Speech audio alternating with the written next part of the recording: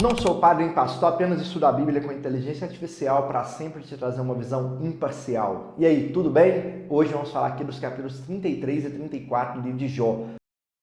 No 33, quem continua falando é o próprio Eliú, aquele jovem que apareceu ali no capítulo anterior. Ele começa dizendo que agora Jó terá a chance de ser ouvido de forma justa.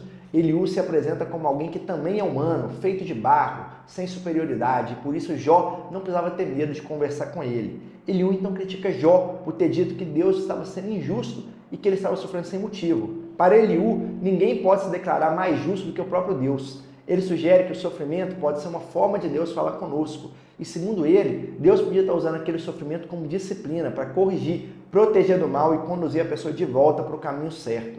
Ele fala ainda que Deus fala de várias formas, através de sonhos, visões ou mesmo da dor, mas é o ser humano que muitas vezes não percebe. E se mesmo assim alguém se humilhar e orar, Deus é misericordioso. Eliú queria mostrar que o sofrimento não necessariamente era um castigo, mas podia ser uma ferramenta de redenção. E aí no 34, Eliú vai subir no tom. Ele chama todos a escutarem, como se estivesse fazendo um julgamento público. E ele acusa Jó de ter falado coisas que soaram como rebeldia contra Deus.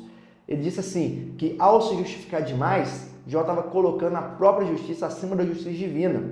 E Eliú reforça ainda a ideia de que Deus é justo, por natureza, e não agiria com maldade ou com parcialidade.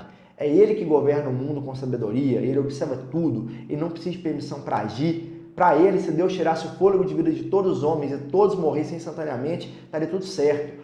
Tudo depende de Deus.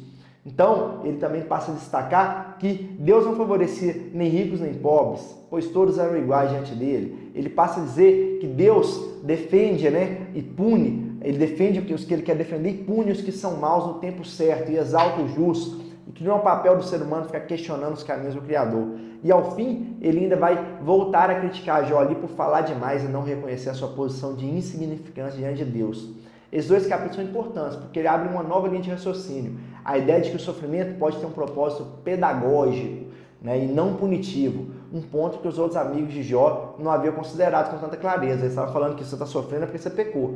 E agora Eliú estava dizendo, não, aquele podia ser para te ensinar.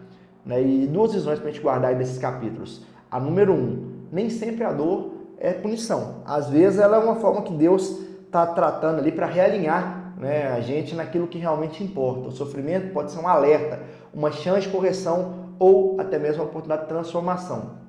E 2, questionar a justiça de Deus pode parecer legítimo na dor, mas é preciso cuidado para não inverter os papéis. A postura de humildade diante de Deus, ela não exclui perguntas, mas inclui ali a reverência, o temor, ao fazer cada uma dessas perguntas.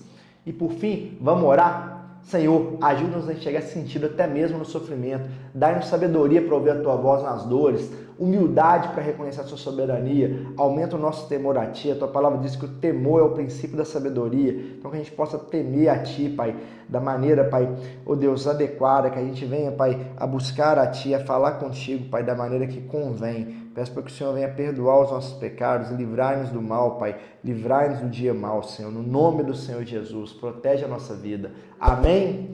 Deus abençoe você, sua família, fica à vontade para deixar comentário o que você está achando e compartilhar. Tamo junto.